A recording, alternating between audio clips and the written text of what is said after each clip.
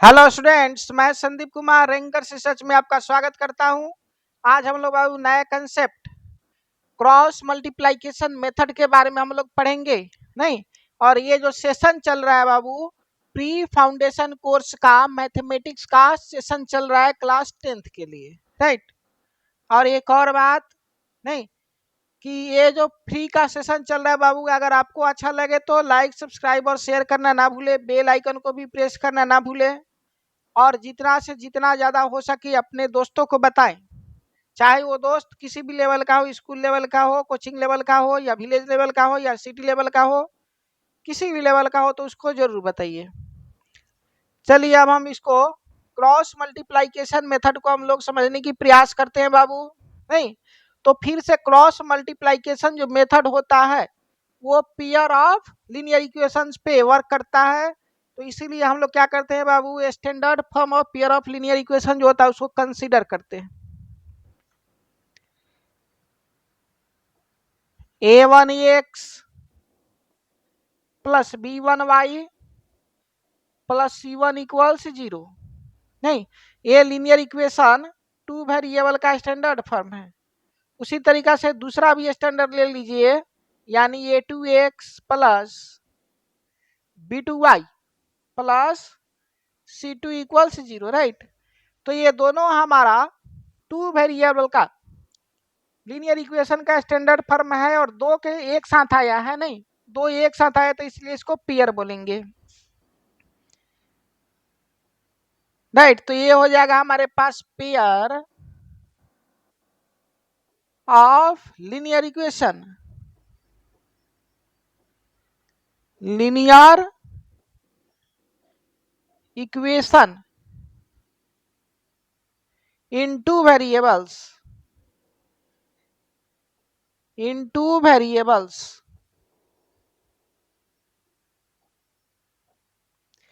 चलिए इसको सॉल्व कैसे करेंगे बाबू। तो हमारा मेथड जो इसका सॉल्व करने का है वो क्रॉस मल्टीप्लाइकेशन मेथड है, राइट। यानी हम क्या करते हैं कि वेरिएबल को पहचानते हैं कि कौन वेरिएबल इसमें प्रेजेंट है। जैसे हमारे पास वेरिएबल एक एक्स है दोनों में, और दूसरा वेरिएबल हमारा कौन है बाबू, तो वाई है।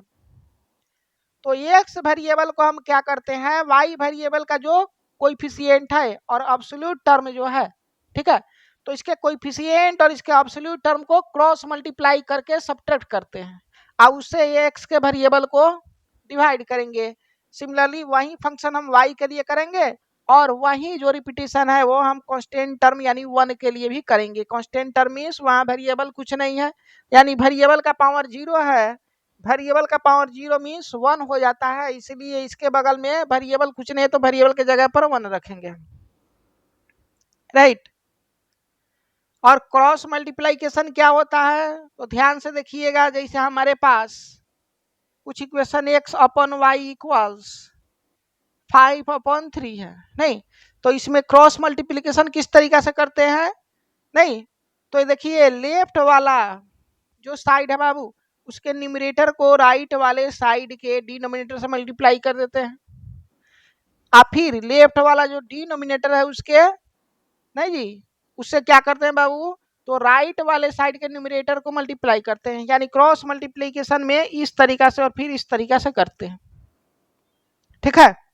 इसमें यही क्रम चलेगा, बस क्या अंतर आएगा बाबू, तो जो ऊपर से नीचे आएगा उसके लिए हम लोग प्लस साइन लगाएंगे, और नीचे से जो ऊपर जाएगा उसके लिए माइनस साइन लगाएंगे। अब कैसे करेंगे तो देख लीजिए। जैसे ये एक्स को अगर हमको डिवाइड करना है तो क्या करेंगे बाबू, तो एक्स के आगे चलिए, ये देखिए b1 है, c1 है, यहाँ b2 है और c2 है, ठीक है।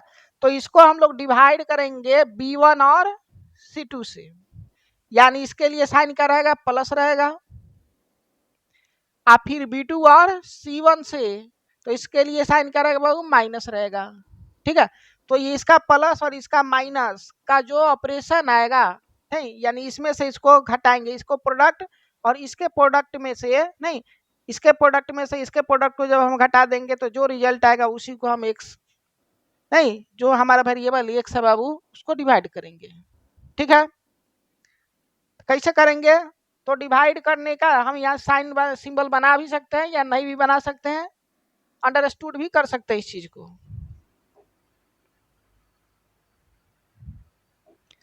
चलिए अंडरस्टूड करेंगे तो क्या हो जाएगा बाबू, तो यहाँ पर B1 को C2 से या B2 को C1 से, ठीक है, तो इसको हम डिवाइड कर रहे हैं, तो इसी तरीके से पहले लिख लीजिए, इधर B1 इधर क्या हो गया बाबू C1, इधर B2 इधर क्या हो गया बाबू C2, यानी इसको इससे और फिर इसको इससे, ए वाला देखिए ऊपर से नीचे आ रहा है तो ये प्लस, ये नीचे से ऊपर जा रहा है तो ये माइनस रहेगा, ये एक्स वाला टर्म हो गया, ठीक है।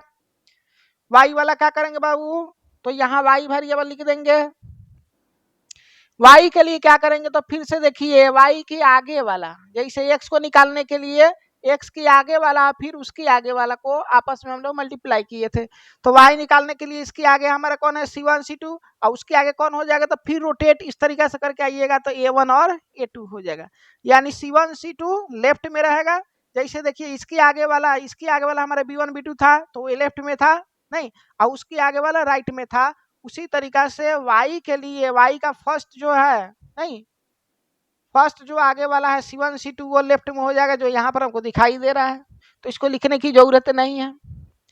फिर इसके आगे वाला जो है रोटेट करके इस तरीके से आएगा बाबू, तो A1 और A2 हो जाएगा, तो ये राइट में हो जाएगा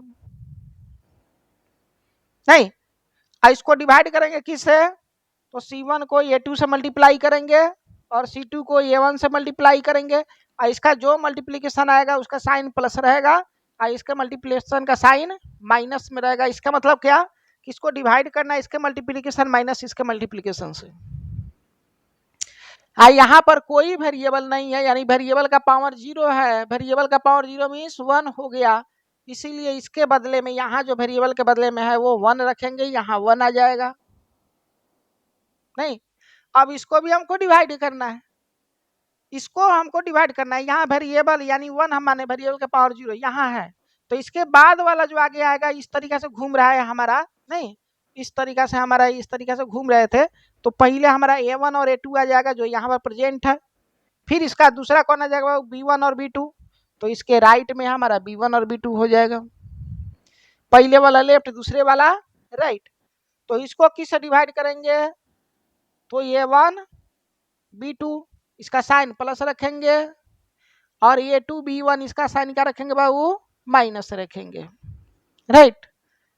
इसका क्या मतलब कि इसको डिवाइड करना है ये दोनों के प्रोडक्ट और माइनस ये दोनों के प्रोडक्ट से, तो इसी चीज को यहाँ जो हम लोग क्रॉस कर रहे हैं, क्रॉस मल्टीप्लिकेशन, देखिए क्रॉस मल्टीप्लिकेशन किसमें हो रहा है बाबू, कोएफिशिएंट और कांस्टेंट टर्म का, या कोएफिशिएंट और कोएफिशिएंट टर्म में, तो यहाँ से जो एक्स और वाई का वैल्यू निकालते हैं उसको हम लोग क्रॉस मल्टीप्लिकेशन मेथड कहते हैं, क्योंकि यहाँ या तो क्रॉस मल्टीप्लिकेशन करते हैं हम कोएफिशिएंट और एब्सोल्यूट टर्म या कोएफिशिएंट और कोएफिशिएंट के बीच में,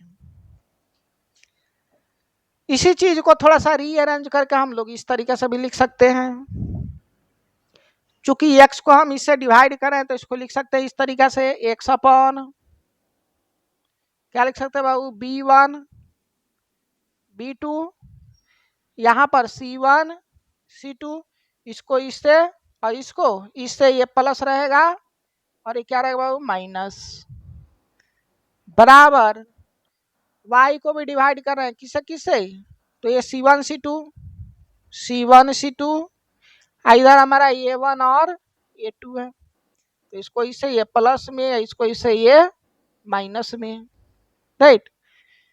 फिर 1 को भी हम लोग डिवाइड कर रहे हैं किससे किससे, तो लेफ्ट वाला A1 A2 है, तो ये A1 A2 और B1 B2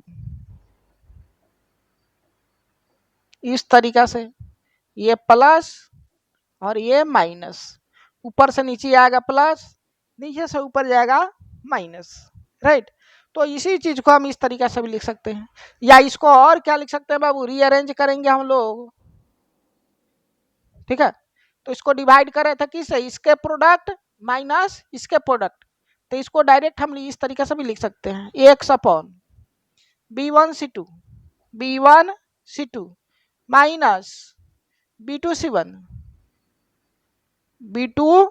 C1 बराबर, यहाँ देखिए y को डिवाइड करेंगे किससे बाबू, तो C1 A2 प्लस में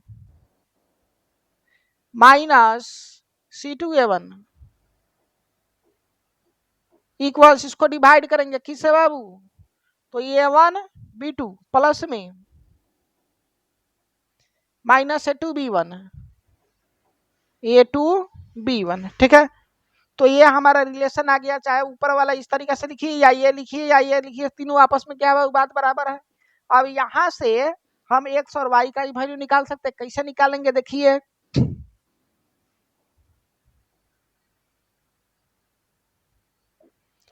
तो एक्स और वाई का वैल्यू निकालने के लिए क्या करेंगे देखिए, इसको इक्वेशन नंबर 1 मान लिए, इसको 2 और इसको क्या कर लिए बाबू 3 कर लिए। तो 1 और 3 को जब हम आपस में इक्वल करेंगे तो हम देखेंगे कि हमारा क्या होगा बाबू, x upon B1 C2 minus B2 C1 equals 1 upon A1 B2 minus A2 B1। या यहां से एक्स अगर हम निकालेंगे तो क्या हो जाएगा, एक्स इक्वल्स क्या हो जाएगा बाबू देखिए, B1 C2 minus B2 C1 whole divided by A1 B2 minus A2 B1, right. Similarly हम लोग क्या कर सकते हैं, वाई के लिए भी यही प्रोसेस कर सकते हैं। वाई निकालने के लिए 2 और 3 को इक्वेट करेंगे, इक्वल कर देंगे, तो हमारे पास आ जाएगा y upon C1 A2 minus C2 A1 equals 1 upon A1 B2 minus A2 B1, right. तो y को अगर हम लोग सेपरेट करेंगे तो ये डिवीजन में उधर जाके मल्टीप्लिकेशन में हो जाएगा, यानी y का वैल्यू निकल गया बाबू हमारे पास C1 A2 minus C2 A1 divided by A1 B2 minus A2 B1। ध्यान से देखिएगा बाबू, तो चाहे x का वैल्यू हो या y का वैल्यू, डिनोमिनेटर में हमारा यही है A1 B2 A2 B1, और यहाँ भी देखिए A1 B2 A2 B1। तो डिनोमिनेटर वाला टर्म कभी जीरो नहीं होना चाहिए, इसलिए हम लिख सकते हैं, यहाँ क्या लिख सकते हैं, A1 B2 minus A2 B1 कभी भी जीरो के बराबर नहीं हो सकता, राइट। किसके लिए बाबू, यूनिक सॉल्यूशन के लिए, for unique solution, for unique solution, ठीक है। ये कभी जीरो के बराबर नहीं होगा, अगर जीरो के बराबर हो गया तो क्या होगा, तो देखिए इसको, नहीं अगर जीरो के बराबर हो गया तो ये देखिए A1 B2 minus A2 B1 अगर जीरो के बराबर हो गया तो यहाँ से हम कंपेयर कर सकते हैं A1 B2 equals A2 B1, ऐसा लिख सकते हैं हम लोग। माइनस वाले टर्म को उधर ले जाकर प्लस कर देंगे, नहीं अब एक वाले टर्म को एक जगह, बी वाले कोएफिशिएंट को एक और कर दीजिए, तो यहाँ पर देखिए A1 अपॉन A2 यानी ये x का कोएफिशिएंट है, बराबर हो जाएगा B1 अपॉन B2 y के कोएफिशिएंट के, ठीक है। तो इनका रेशियो x वाला जो वेरिएबल बाबू उनके कोएफिशिएंट का रेशियो अगर बराबर हो गया y वाले कोएफिशिएंट के रेशियो के, ठीक है। और ये कुछ ना कुछ मान लीजिए हमारे पास k है, ठीक है बाबू।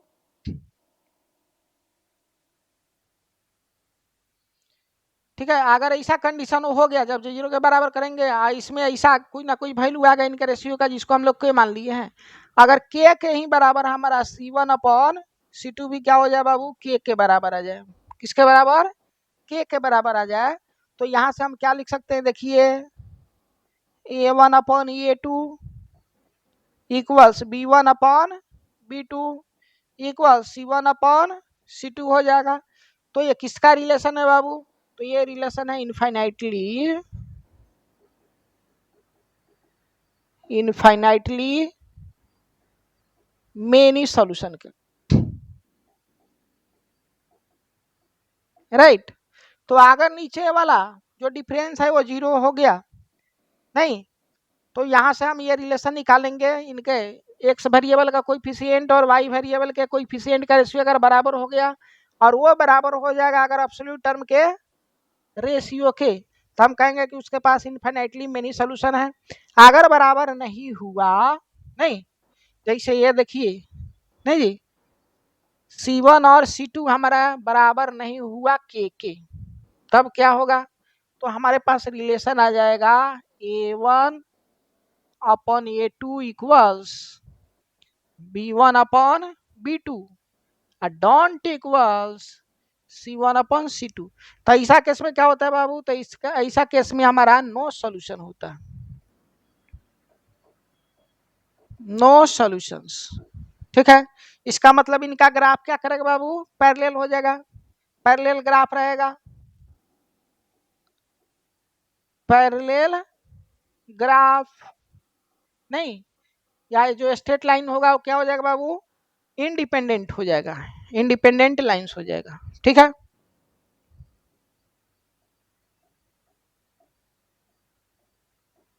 इंडिपेंडेंट लाइंस, स्ट्रेट लाइंस हो जाएगा। ठीक है, और ऐसा केस में क्या हो जाएगा बाबू, तो ये एक दूसरे को ओवरलैप करता हुआ मिलेगा, यानी को इंसिडेंट हो जाएगा। यहाँ पर इंडिपेंडेंट एक दूसरे से मतलब नहीं रखेगा, इसका क्या मतलब, तो इसका मतलब ये भी हुआ कि ये इंटरसेक्टिंग, नॉन इंटरसेक्टिंग लाइन हो जाएगा, non intersecting, non intersecting lines हो जाएगा। जबकि यहाँ पर क्या पड़ेगा बाबू, तो ये ओवरलैपिंग हो जाएगा, यानी को इंसिडेंट हो जाएगा, और यूनिक सॉल्यूशन में हमारा इंटरसेक्ट करेगा, एक ही पॉइंट पर करेगा। तो इस तरीके से इसका थ्योरी है, राइट। जैसे इस थ्योरी पर बेस्ड कुछ क्वेश्चन हम लोग करेंगे, जैसे हमारा जो टॉपिक आ गया वो कंसेप्ट बेस्ड अप्लाइड क्वेश्चंस, यानी जो अभी हम लोग थ्योरी देखे हैं उसी पर कुछ क्वेश्चन हम लोग लेंगे और उसको अप्लाई करेंगे। ठीक है, जैसे फर्स्ट क्वेश्चन हमारे पास क्वेश्चन नंबर 10 है, ये क्या बोल रहा है, solve the following system of equation by cross multiplication method. ठीक है, यहाँ पर देखिए क्या बोल रहा है, क्रॉस मल्टीप्लाइकेशन मेथड, नहीं, हमारे पास दो लीनियर इक्वेशन है, एक लीनियर इक्वेशन ये है और दूसरा ये है, दोनों को क्रॉस मल्टीप्लाइकेशन मेथड से हम लोग इस्तेमाल करके इसका सॉल्यूशन करेंगे। तो कैसे करेंगे देखिए, चलिए एक्स अपन क्या हो जाएगा बाबू, देखिए, तो ये 3 8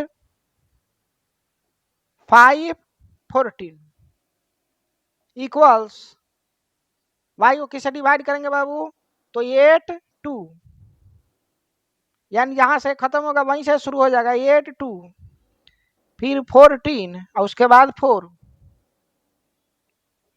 फिर 1 को किससे डिवाइड करेंगे बाबू, तो ये 2 से खत्म हुआ, यानी यहां से शुरू होगा और इस पर खत्म हो जाएगा 2 3, फिर 4 और 5, राइट। चलिए उसके बाद क्या करना है, बस क्रॉस मल्टीप्लाइकेशन कर दीजिए और सबट्रैक्ट कर दीजिए। तो यहां से देखिए एक्स अपन कितना गया बाबू, तो 14 3 जा 42,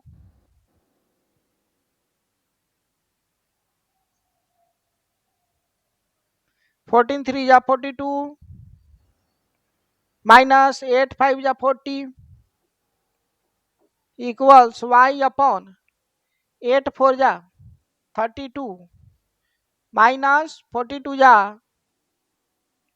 28 इक्वल्स 1 अपॉन 5 2 जा कितना हो जाएगा बाबू, 2 5 जा 10 हो जाएगा, माइनस 4 3 जा 12 हो जाएगा, राइट।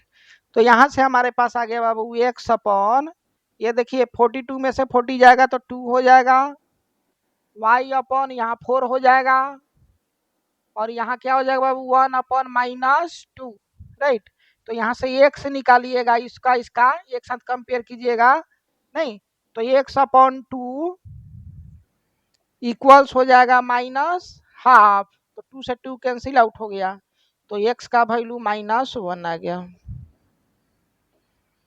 सिमिलरली इसका इसका और अगर हम लोग कंसिडर करेंगे तो y upon 4 equals minus half, तो इससे ये जाएगा, ये 2 बचेगा, 2 इसमें मल्टीप्लाई करेगा तो y इक्वल्स -2 बना लेगा, राइट। -2 इंटू -1 -2 हो जाएगा, इधर y हमारा अकेला। ठीक है बाबू, तो यहाँ से हमारे पास x का वैल्यू आ गया -1 और y का वैल्यू आ गया -2। यही हमारा क्या हो गया, आंसर हो जाएगा। चलिए नेक्स्ट क्वेश्चन, क्वेश्चन नंबर 11। फिर क्या बोल रहा है बाबू, solve the following system of equation using the cross multiplication method. Cross multiplication method का इस्तेमाल करके फिर इसको हमको सोल्व करना है। तो कैसे सोल्व करेंगे, नहीं तो अब थोड़ा एक्सपीरियंस और हमारा बढ़ गया, अब इसको और जल्दी जल्दी हम लोग सोल्व करेंगे। क्या करेंगे, देखिए एक्स को किससे डिवाइड करना है बाबू, तो सबसे पहले इसको स्टैंडर्ड फॉर्म पे लाने की प्रयास करेंगे। तो ये 6x - 3y और ये -2 = 0 हो जाएगा, और यहाँ पर क्या आ जाएगा बाबू, 5x - 2y -2 = 0। आई -2 इधर आके +2 हो जाएगा, आई +2 इधर आके -2 हो जाएगा। ठीक है, तो x का क्या करेंगे बाबू, तो x को डिवाइड करना है किससे, अब बार बार हम लोग कोएफिशिएंट को नहीं लिखेंगे, डायरेक्ट लिखेंगे डिवाइड करके। ठीक है, तो डायरेक्ट डिवीजन में कौन कौन आ जाएगा, तो देखिए -3 - 2 का मल्टीप्लीकेशन यानी 6 माइनस इसका और इसका मल्टीप्लीकेशन तो -4 ये हो गया, तो यहाँ पर -4 इक्वल्स y को किससे डिवाइड करेंगे बाबू, नहीं तो इसको इससे, यानी 2 5 जा 10, 2 5 जा 10 माइनस इसको इससे, तो 6 2 या क्या हो जाएगा बाबू 12, लेकिन माइनस में तो -12। 1 को किससे डिवाइड करेंगे, नहीं तो 1 को डिवाइड करने के लिए इसको इससे, यानी 6 2 जा 12 माइनस 5 3 या 15, लेकिन माइनस में तो -15। राइट, तो ये देखिए माइनस माइनस प्लस है, यानी 6 4 10 हो गया, यानी x/10 इक्वल्स y अपन देखिए माइनस माइनस प्लस यानी 22, और 1 अपन देखिए ये क्या हो गया बाबू, तो 27 प्लस में। राइट, तो यहाँ से x का वैल्यू हमारे पास आ जाएगा 10/27, x का वैल्यू 10/27 और y का वैल्यू 22/27। तो ये हमारा आंसर हो गया।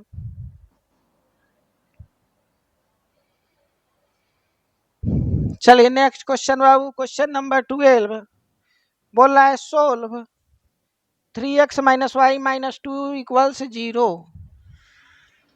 2x + y - 8 = 0 by method of cross multiplication method. Right, यानी क्रॉस मल्टीप्लाइकेशन से। तो अब हमारे पास एक्सपीरियंस भी हो गया है, आपका मर्जी फिर से उसको रिवीजन कर सकते हैं। चलिए एक बार रिवाइज कर देते हैं। ठीक है, तो हमारे पास जो इक्वेशन है 3x - y - 2 = 0, और दूसरा सेट हो गया 2x + y - 8 = 0। राइट, अब x को किससे डिवाइड करेंगे बाबू, तो यहाँ पर कुछ नहीं है तो -1, और यहाँ पर -2, फिर यहाँ 1 और यहाँ पर -8। y को किससे डिवाइड करेंगे, तो जिससे ये खत्म हुआ उसी से शुरुआत हो गया, यानी -2 -8, -2 -8, और उसके बाद इस पर आ जाएगा 3 और 2, फिर 1 को किससे डिवाइड करेंगे बाबू, तो यहाँ से ये खत्म हुआ यानी 3 और 2। ठीक है, उसके बाद हमारा देखिए -1 और 1, -1 और 1। राइट, चलिए अब मल्टीप्लाई कर दीजिए बाबू, इसको इसमें और इसको इसमें, इसका मल्टीप्लिकेशन से इसमें के मल्टीप्लिकेशन को सब्ट्रैक्ट करना है, फिर उसी तरीका से यहाँ भी और फिर यहाँ भी। तो x अपन क्या हो जाएगा बाबू, देखिए -1 और -8, 8 हो गया, -1 और -2 हो गया, y अपन देखिए यहाँ क्या होगा -2 और 2 तो -4, -8 और 3 -24 हो जाएगा, तो ये -24। 1/3 इंटू 1 3 माइनस 2 इंटू 1 -2। चलिए इसको आगे बढ़ा दीजिए तो यहाँ देखिए माइनस माइनस प्लस यानी 8 to 10 यानी x/10 इक्वल्स यहाँ क्या हो गया बाबू, तो +24 और -4 यानी 20 हो जाएगा यानी y/20 इक्वल्स यहाँ क्या हो जाएगा बाबू, तो माइनस माइनस प्लस हो जाएगा यानी 3 to 5 यानी 1/5 राइट। अब इसको और इसको क्या करेंगे, बराबर कर देंगे यानी x/10 इक्वल्स 1/5 नहीं, तो क्या हो जाएगा बाबू, तो ये 5 से ये कटेगा तो ये 2 हो जाएगा यानी x/2 इक्वल्स 1 मल्टीप्लाई कर दीजिए तो x इक्वल्स क्या हो जाएगा 2। सिमिलरली अब इसको और इसको हम क्या करेंगे बाबू, बराबर करेंगे इक्वल कर देंगे तो y/20 इक्वल्स 1/5 5 से कटेगा तो 4 हो गया यानी y/4 इक्वल्स 1, तो y इक्वल्स क्या हो जाएगा 4 बन जा 4 राइट। तो x का वैल्यू 2 आया और y का वैल्यू क्या आ गया बाबू 4 आ गया। तो इस तरीका से कोई भी क्वेश्चन को हम इजीली क्रॉस मल्टीप्लिकेशन मेथड से सोल्व कर सकते हैं। चलिए नया कंसेप्ट हमारे पास, कंसेप्ट क्या है बाबू, तो equation reducible to a pair of linear equation in 2 variables. कहने का मतलब यह बाबू कि बहुत सारे ऐसे इक्वेशन होते हैं जो लीनियर फॉर्म पे नहीं रहते, लीनियर इक्वेशन नहीं रहते हैं, लेकिन कुछ एप्लीकेशन से, कुछ सुटेबल मेथड से या कुछ सब्स्टिट्यूशन से हम उसको क्या बना सकते हैं बाबू, तो लीनियर के जैसा उसको हम बना सकते हैं यानी लीनियर इक्वेशन के जैसा उसको ट्रीट कर सकते हैं। ठीक है, तो किस तरीका से सब्स्टिट्यूट करेंगे उसको देखने की प्रयास कीजिए। जैसे मान लीजिए हमारे पास एग्जाम्पल है, देखिए 5/y plus 3/x equals 10 right. तो देखिए ये लीनियर इक्वेशन है ही नहीं क्योंकि वेरिएबल का पावर निगेटिव हो जाएगा, -1 यहाँ भी -1 यहाँ भी निगेटिव हो जाएगा, तो ये लीनियर इक्वेशन नहीं होगा। लेकिन इसको लीनियर इक्वेशन के जैसा हम लोग ट्रीट कर सकते हैं, कैसे, तो इसको लिख सकते हैं 5 into 1/y 3 into 1/x equals 10 ऐसा लिख सकते हैं। 1/y को अगर हम कुछ अलग कांस्टेंट मान लेते हैं ए बी या पी क्यू, जैसे मान लीजिए हमने ए और बी ही मान लिया नहीं, तो ए को हमने क्या मान लिया बाबू 1/y के बराबर, अब बी को मान लिया 1/x के बराबर। ठीक है, तो जहां भी 1/y है उसके जगह पर ए लिख देंगे और 1/x के जगह पर बी लिखेंगे। तो देखिए 1/y है तो यहाँ क्या हो जाएगा 5 इंटू ए प्लस 3 इंटू यहाँ क्या हो जाएगा 1/x यानी बी इक्वल्स 10। तो यहाँ से देखिए 5a प्लस 3b इक्वल्स 10। और यहाँ देखिए ये लीनियर इक्वेशन के जैसा हमको दिखाई दे रहा है। ठीक है, तो यहाँ से इस इक्वेशन का नहीं ए और बी का वैल्यू फाइंड आउट करके यहाँ पर हम रख देंगे तो एक्स और वाई का वैल्यू हम आसानी से निकाल सकते हैं। तो ये जो हमारे पास दिखाई दे रहा है इक्वेशन बाबू ये लीनियर इक्वेशन नहीं है, लेकिन सब्स्टिट्यूशन से यहाँ हम क्या कर दिए उसको लीनियर इक्वेशन में कन्वर्ट कर दिए हैं और यहाँ से लीनियर इक्वेशन का जो रूल है उसको हम आसानी से अप्लाई कर सकते हैं। ठीक है, उसी तरीका से हो सकता है हमारा कुछ और भी फॉर्म हो, जैसे देखिए जैसे 5/y -2 प्लस 6/x -1 इक्वल्स 12 ऐसा भी हो सकता है।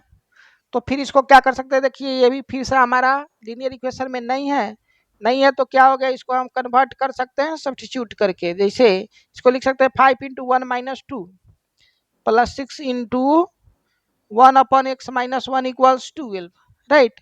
अब इसको अगर हम ये पुट कर दें इसको बी, आपका मर्जी पी और क्यू भी आर और एस भी कुछ भी पुट कर सकते हैं वेरिएबल को राइट। तो हम ए और बी पुट कर रहे हैं तो ए का वैल्यू क्या हमारे पास आया बाबू 1/y -2 यानी इसके जगह पर ए और इसके जगह पर बी। तो फिर से क्या आ जाएगा हमारे पास 5a प्लस 6b इक्वल्स 12। तो ये फिर से हमारे पास लीनियर इक्वेशन के जैसा आ गया। तो यहाँ से a और b का वैल्यू निकाल करके नहीं उसको किसके इक्वेट कर देंगे बाबू, 1/y-2 या 1/x-1 a और b का वैल्यू, राइट। तो यहाँ से y और x का वैल्यू हम आसानी से निकाल सकते हैं। तो ये सब इक्वेशन जो है हमारे पास लीनियर इक्वेशन नहीं है, लेकिन इसको लीनियर इक्वेशन के जैसा ट्रीट कर सकते हैं सुटेबल सब्स्टिट्यूशन से, यानी इसको रिड्यूस कर सकते हैं हम लोग लीनियर इक्वेशन के जैसा।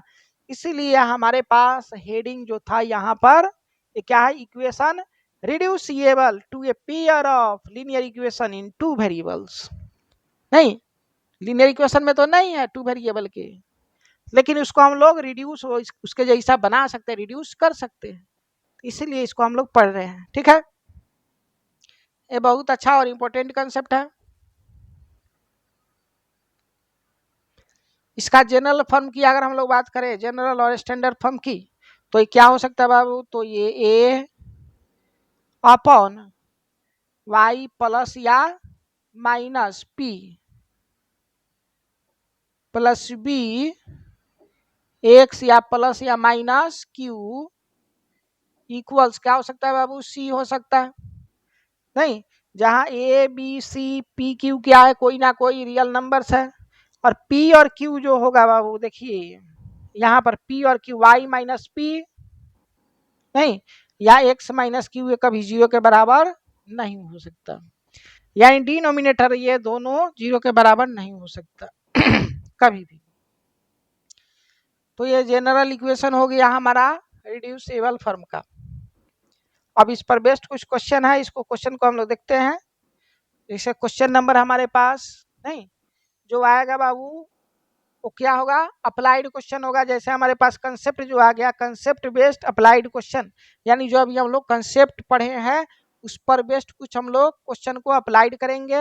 नहीं, उसको कैसे हम लोग डील करेंगे, इसको सीखने की प्रयास हम लोग करेंगे। तो हम अब करने जा रहे हैं। जैसे हमारे पास क्वेश्चन नंबर 13 है, पहला क्वेश्चन है इस कंसेप्ट का। ये क्या बोल रहा है बाबू, solve the pair of equations. और पेयर ऑफ इक्वेशंस क्या है, 2/x प्लस 3/y इक्वल्स 13। एक पेयर इक्वेशन ये दिया है जो लीनियर फॉर्म पे नहीं है। और दूसरा क्या बाबू, 5/x माइनस 4/y इक्वल्स -2। एक इक्वेशन ये दिया है, ये भी हमारा लीनियर फॉर्म पर नहीं है। तो नहीं है तो इसको सबसे पहले रिड्यूस करेंगे लीनियर फॉर्म पर, इसको लीनियर फॉर्म में बैठाने की प्रयास करेंगे सुटेबल सब्स्टिट्यूशन से। तो इसको क्या लिख सकते हैं हम लोग, तो इस इक्वेशन को कुछ इस तरीका से हम लोग लिख सकते हैं बाबू। नहीं, 2 × 1/x प्लस 3 × 1/y। आई देखिए प्लस 13 इधर आके -13 इक्वल्स 0 हो जाएगा, राइट। उसके बाद क्या करेंगे बाबू, इसको अगर इसी तरीका से लिखे नहीं तो इसको लिख सकते हैं हम लोग 5 × 1/x माइनस 4 × 1/y और उधर -2 तो इधर आके +2 हो जाएगा इक्वल्स 0। अब 1/x को हम मान लिए हैं ये, या p मान लेते हैं। 1/x किसके बराबर हम मान लिए बाबू, p के। और 1/y जो है वो किसके बराबर मान लिए, q के। यानी 1/x equals p, 1/y equals q। तो जहां जहां 1/x है उसके जगह पर सब्स्टिट्यूट करेंगे p को, और 1/y के प्लेस पर हम लोग सब्स्टिट्यूट करेंगे q को। तो चलिए यहाँ क्या आ गया, तो 2 अब 1/x यानी p, 2 × p यानी 2p plus 3q minus 13 equals 0।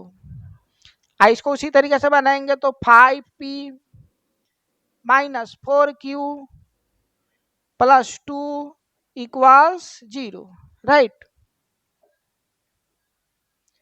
अब देखिए वो जो इक्वेशन था बाबू उसको हम लीनियर इक्वेशन के जैसा ट्रीट कर लिए। नहीं, अब यहाँ से हम लोग लीनियर इक्वेशन का जो 3 मेथड है, अलजेब्रिक मेथड, सब्स्टिट्यूशन, एलिमिनेशन या क्रॉस मल्टीप्लिकेशन, किसी एक से हम इसका वैल्यू निकाल सकते हैं। चलिए हम यहाँ पर क्रॉस मल्टीप्लाइकेशन कर रहे हैं ताकि बार बार रिवाइज हो जाए। सबसे पहले पी को किससे डिवाइड करते हैं बाबू, तो 3 -13 और यहाँ -4 और ये 2, फिर क्यू को किससे डिवाइड करेंगे, तो जिससे खत्म हो जाएगा, यानी -13 और 2, तो यहाँ -13 और ये 2, -13 के बाद कौन आएगा बाबू, 2 आ जाएगा, तो यहाँ 2 और 2 के बाद यहाँ ये वाला देखिए, राइट,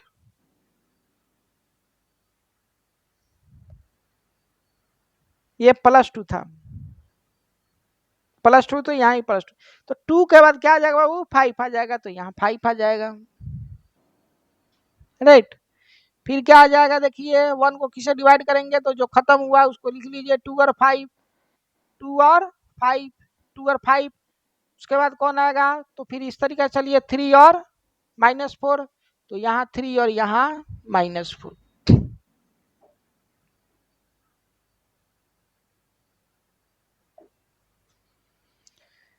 चलिए क्या लिख सकते हैं, P/3 2 या 6 -13 4 या 52, प्लस में माइनस माइनस प्लस हो जाएगा, तो इतना रहेगा, इक्वल्स Q/13 5 या 65, यानी माइनस में 16 5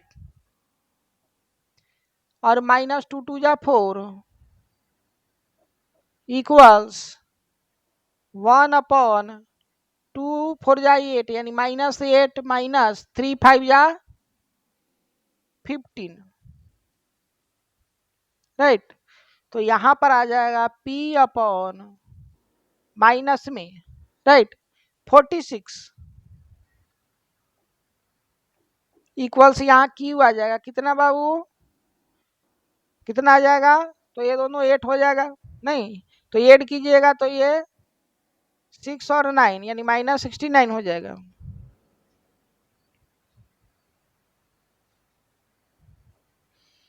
और ये भी 8 हो जाएगा, तो 1/23 माइनस में। अब यहाँ से P और Q का वैल्यू हम इजीली कैलकुलेट कर सकते हैं, इसको इसके बराबर करेंगे तो आ जाएगा P/-46 इक्वल्स 1/-23, राइट।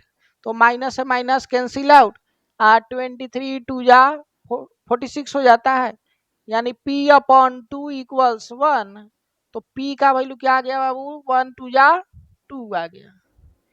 सिमिलरली इसको इसे इक्वेट कीजिए, इक्वेट कीजिएगा तो क्या हो जाएगा बाबू,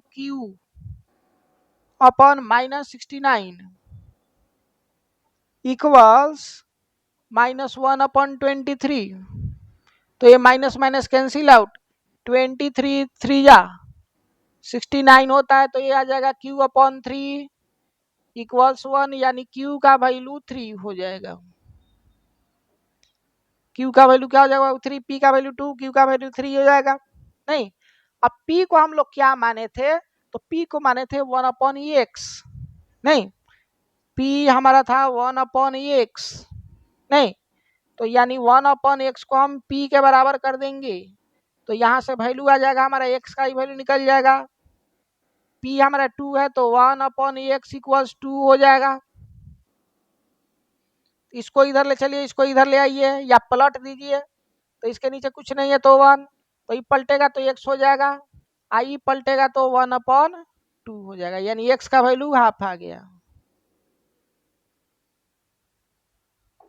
और Q हमारा 3 के बराबर है बाबू, नहीं, और Q जो है 1/y के बराबर था, तो 1/y इक्वल्स Q का वैल्यू देखिए वहां पर 3 है, तो यहाँ 3 लिख देंगे, नीचे कुछ नहीं है तो 1 पलटिएगा तो ये y/1 हो जाएगा, यानी y ये 1/3 हो जाएगा, ठीक है।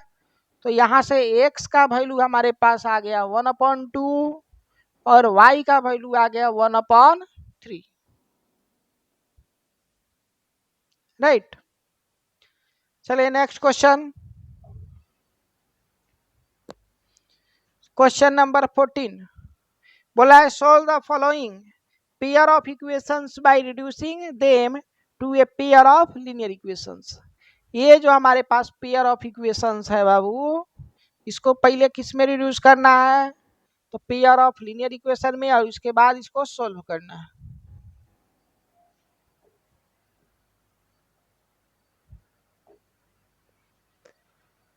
तो हम क्या मान ले रहे हैं बाबू कि 1/(x-1) जो है वो p है, ठीक है। तो इसके जगह पर हम p लिख सकते हैं। 1/y-2 जो है q है, तो इसके जगह पर q यानी p + q = 2 हो जाएगा। नहीं, इसके जगह पर देखिए 6 × 1/(x-1) 1/(x-1) को हम लोग p माने हैं, तो ये 6p के बराबर हो जाएगा। सिमिलरली ये क्या हो जाएगा, -3q के बराबर।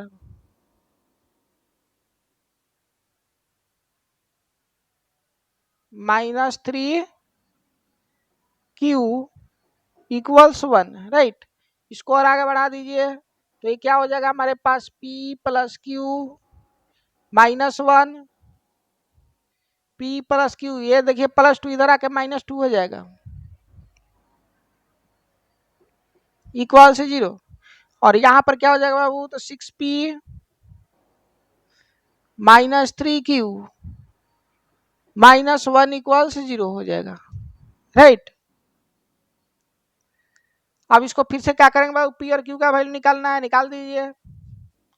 चलिए p को डिवाइड करना है, किसे डिवाइड करेंगे जी, तो इसका कोएफिशिएंट 1 है और -2, तो 1 और -2। इसका कोएफिशिएंट देखिए -3 -1। फिर q को डिवाइड करेंगे किसे, तो जिससे खत्म हुआ है वहीं रख लीजिए, यहाँ शुरुआत में -2 -1, तो -2 -1। इसके बाद यहाँ पर दिए इसका कोएफिशिएंट हमारा 1 और इसका कोएफिशिएंट 6। फिर 1 को डिवाइड करना है किससे, तो जहां से शुरू हुआ है, जहां से खत्म हुआ है वहीं से शुरुआत करेंगे, यानी 1 और 6। 1 और 6 यहाँ पर है, इसके बाद देखिए 1 और -3 हो जाएगा, तो यहाँ लिखेंगे 1 और -3।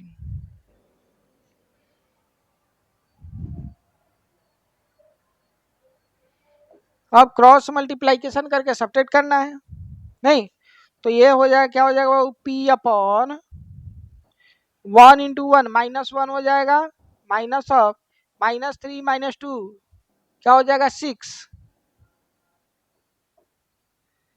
फिर q/(-2 × 6 -12 minus of minus minus, देखिए ये -1 है, ये +1, तो 1 हो जाएगा, लेकिन माइनस में माइनस आ प्लस माइनस। 1 को डिवाइड करो, 1 3 3 साइन हो जाएगा माइनस, 1 × 6 6, तो यहां से आ गया p/7, लेकिन माइनस में, तो p/-7। ये q किसके बराबर आ गया बाबू, तो ये +1 है, -12 -11, और यहाँ पर -9 है, तो यहां से हमारे पास p और q का ही वैल्यू आ गया, नहीं। इसको इक्वेट करेंगे तो ये आ जाएगा p/-7 इक्वल्स -1/9, तो माइनस माइनस कैंसिल आउट हो जाएगा, यानी p का वैल्यू 9/7 आ जाएगा, और q का वैल्यू क्या आ गया, नहीं, तो q/-11 है,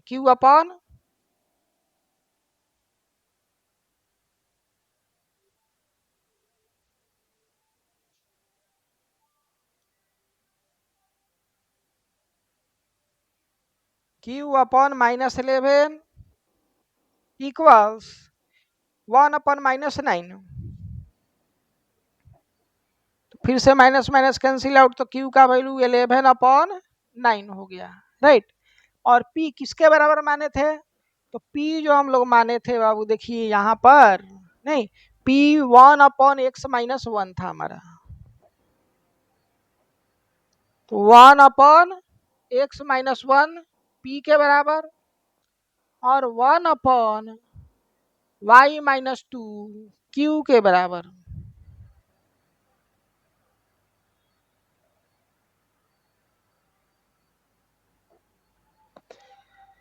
p का वैल्यू हमारे पास कितना है बाबू, 7 p का वैल्यू देखिए 9/7 है, तो यहाँ रख दीजिए 1/x-1 इक्वल्स 9/7। क्रॉस मल्टीप्लाइकेशन कर दीजिए, नहीं क्रॉस मल्टीप्लाइकेशन भी कर सकते हैं या प्लट भी हम लोग सकते हैं। प्लटेंगे तो ये x-1/1 यानी x-1 हो जाएगा, ये 7/9 हो जाएगा, तो इधर आके जुड़ जाएगा। तो x बराबर 7/9 प्लस 1, एलसीएम ले लीजिए तो ये 9 हो जाएगा, ये 7 और यहाँ पर 9, तो 9 और 7 16 हो जाएगा, यानी 16/9 ये x का वैल्यू आ गया। सिमिलरली y के लिए सोल्व कीजिए। नहीं तो 1/y-2 को हम p माने थे, 1/y-2 को q माने थे, सॉरी। तो q का वैल्यू 11/9 है, तो इसको आपस में हम बराबर कर देंगे क्योंकि ये q के बराबर और q का वैल्यू 11/9। अब इसको पलट दीजिए, पलटिएगा तो y-2/1 हो जाएगा, तो y-2/1 y-2 के बराबर, और ये हो जाएगा 9/11, तो 2 आकर इसमें ऐड हो जाएगा, तो y बराबर 9/11 प्लस 2, नहीं तो एलसीएम हमारा 11 हो जाएगा, ये 9 हो जाएगा, 11 2 या 22 हो जाएगा। ठीक है, तो 22 और 9 कितना हो जाएगा बाबू, 31/11। तो ये हमारा आंसर हो गया एक्स और वाई का। चलिए next question, this is the last question. इसके बाद हम लोग बहुत सारे एग्जांपल करेंगे बाबू, सोल्व एग्जाम प्रैक्टिस पेपर, ठीक है।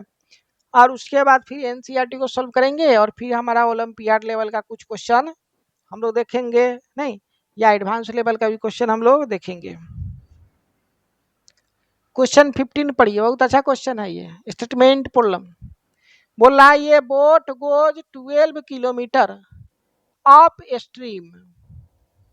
अप स्ट्रीम का मतलब होता है धारा के विपरीत, यानी धारा इधर चल रहा है, नदी की धार इस तरीका से है, नहीं तो हमारा जो बोट है वो इस तरीके से जा रहा है, यानी वाटर का फ्लो इधर है, ठीक है, वाटर का फ्लो इधर है, तो नाव का स्पीड इधर है, नाव का डायरेक्शन इधर है, ठीक है, तो उसको बोलते हैं हम लोग अप स्ट्रीम।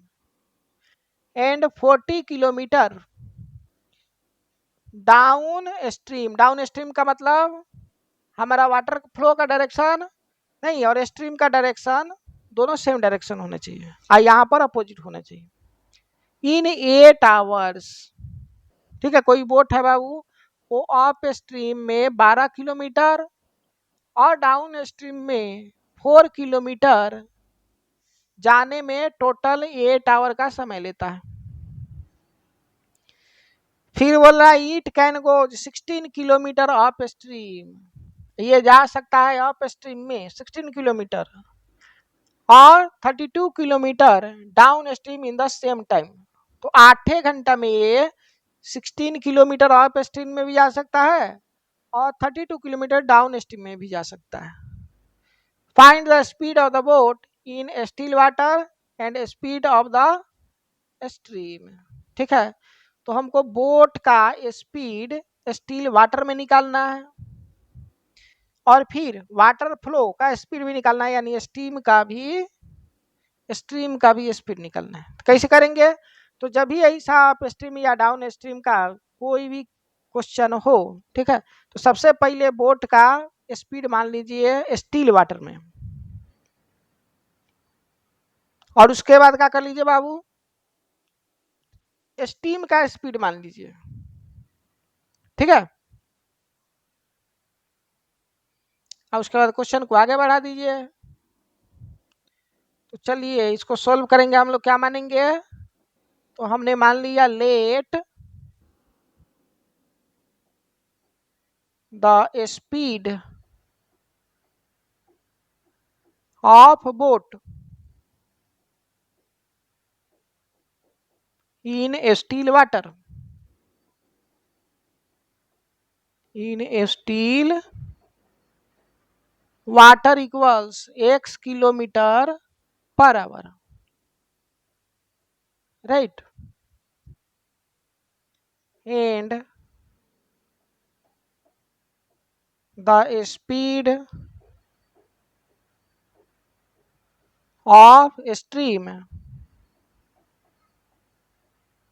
स्ट्रीम का मतलब वाटर फ्लो का speed. The speed of stream equals y kilometre per our. Right, ठीक है। तो ऑफ स्ट्रीम में कितना स्पीड हो जाएगा बोट का? Then the speed of boat in of stream, ये कितना हो जाएगा? नहीं, तो ऑफ स्ट्रीम का मतलब हमारा जो स्ट्रीम है इधर है और बोट इधर चल रहा है। तो बोट जिस सरफेस पर चल रहा है, बोट ये जो देखिए स्ट्रीम के सरफेस पर चल रहा है, स्ट्रीम इधर चल रहा है, बोट इधर चल रहा है। तो बोट के स्पीड को देखिए, बोट हमारा जिस सरफेस पर चल रहा है उसका ये स्पीड बोट के अपोजिट डायरेक्शन में है। इसीलिए बोट के स्पीड में से हम क्या करेंगे, स्ट्रीम के स्पीड को घटा देंगे, तो नेट स्पीड हमारा बोट मिल जाएगा ऑफ स्ट्रीम में। नहीं, कैसे निकलेगा बाबू? तो इसके स्पीड में, सॉरी इसके स्पीड को इसके स्पीड में घटा देंगे, यानी बोट के स्पीड में से स्ट्रीम के स्पीड घटाएंगे, जितना मिलेगा उतना ही से तो बोट अप स्ट्रीम में जाएगा, क्योंकि ये जिस पर चल रहा था वही चीज फिसल रहा है उसका अपोजिट डायरेक्शन में, इसीलिए इसको भी घटा देगा। इसके स्पीड जो एक्चुअल स्पीड है वो भी घट जाएगा, क्योंकि जिस सरफेस पर चल रहा है वो इसके अपोजिट डायरेक्शन में चल रहा है। नहीं, तो ये क्या करेगा, इसको घटा देगा बोट के स्पीड को। इसीलिए जब अप स्ट्रीम हम करेंगे और उस समय बोट का स्पीड निकालेंगे, तो बोट के स्पीड में से स्ट्रीम के स्पीड को घटाएंगे, यानी x में से y घटेगा,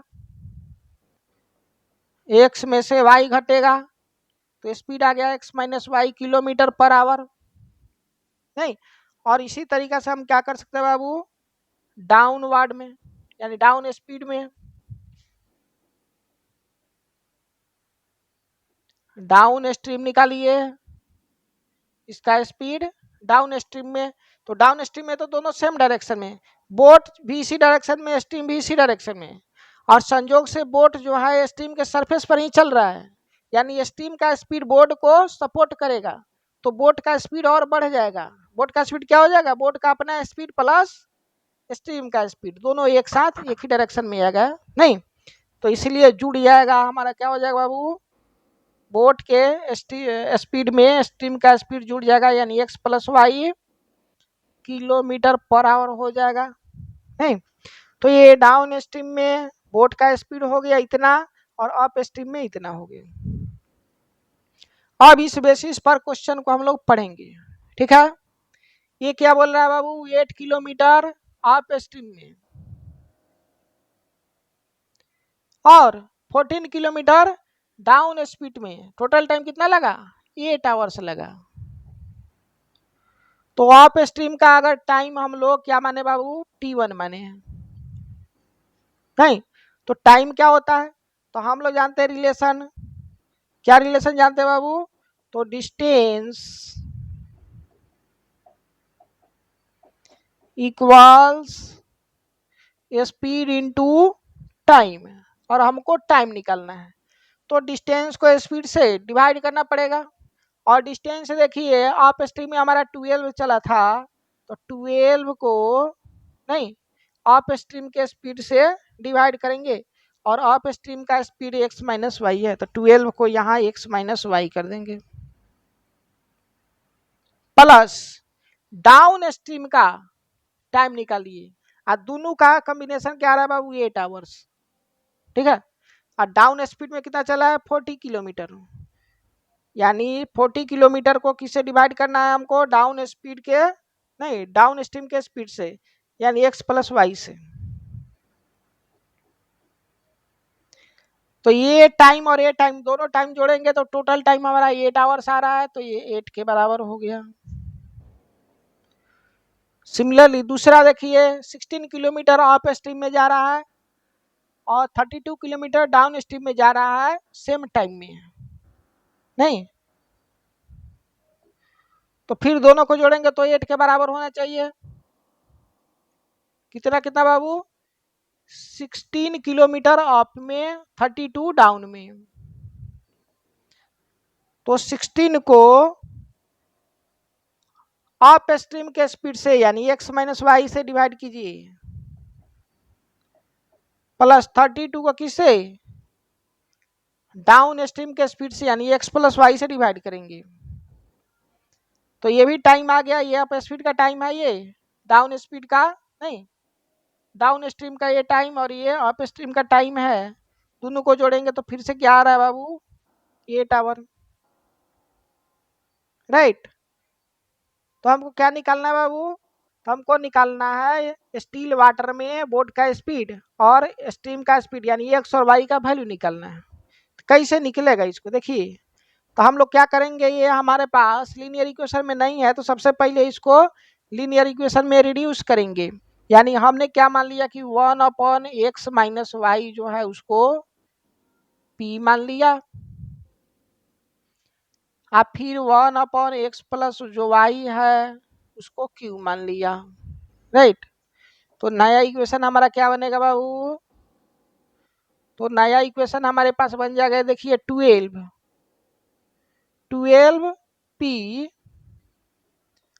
प्लस 40q, प्लस 8 इधर आके -8 इक्वल्स 0, राइट। उसी तरीका से क्या हो जाएगा? 16p plus 32q -8 equals 0।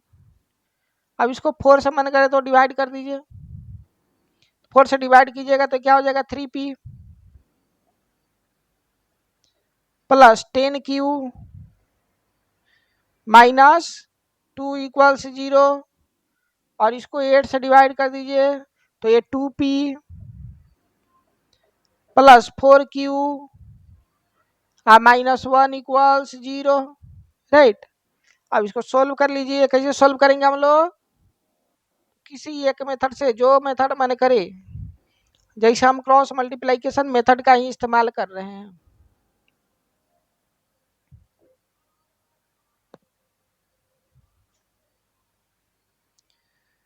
चलिए क्रॉस मल्टीप्लिकेशन मेथड का इस्तेमाल करेंगे तो क्या हो जाएगा?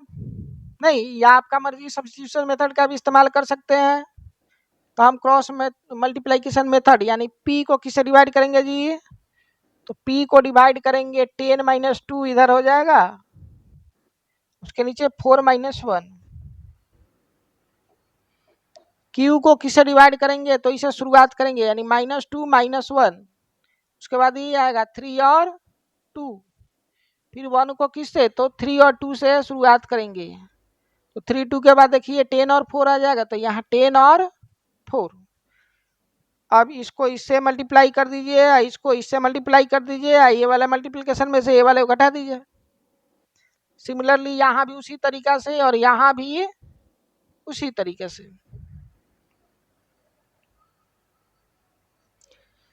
चलिए तो ये क्या आ गया बाबू? तो p अपॉन 10 1 जा 10 लेकिन माइनस में, -10 माइनस 4 2 जा 8 लेकिन माइनस में, यहाँ q अपॉन 2 2 जा 4 लेकिन माइनस में, माइनस 3 1 जा 3 लेकिन माइनस में, यहाँ पर 1 3 4 जा 12 माइनस 10 2 जा 20। तो ये क्या आ जाएगा बाबू? p अपॉन ये माइनस माइनस प्लस हो गया, -10 अब प्लस 8 -2 हो गया, ये +3 -4 -1 हो गया, और ये 1 अपॉन -8 हो गया, राइट। इसको इससे इक्वेट कीजिएगा,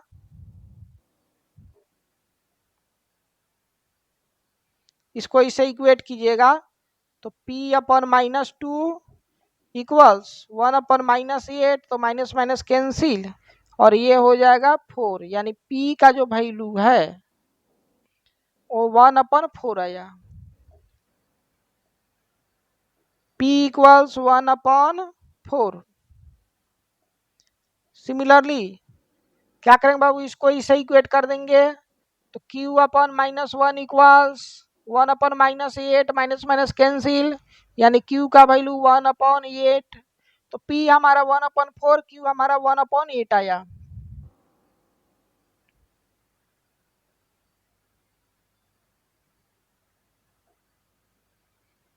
तो पी का वैल्यू 1/4, क्यू का वैल्यू 1/8।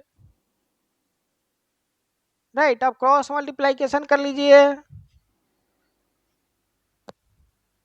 तो क्या आ गया बाबू, देखिए यहाँ पर, या इसको पलट दीजिए, तो पलटिएगा तो x - y इक्वल्स 4 हो जाएगा। नहीं, x - y/1 यानी x - y, अब 4/1 मीन्स 4। दूसरा इक्वेशन यहाँ इसको पलटिए दोनों ओर, तो ये x + y हो जाएगा अपन 1 यानी x + y, 8/1 यानी 8। उसके बाद क्या कर दीजिए, दोनों को जोड़ दीजिए, इसको जोड़िएगा तो y से y कैंसिल हो जाएगा, x + x 2x हो जाएगा। इधर क्या हो जाएगा बाबू, 12। तो x बराबर हमारा कितना आ गया बाबू, 12/2 यानी 6 आ गया। सिमिलरली x का वैल्यू किसी एक में रख दीजिए तो y निकल जाएगा, हम इसमें रख रहे हैं, तो x के जगह पर 6 + y = 8।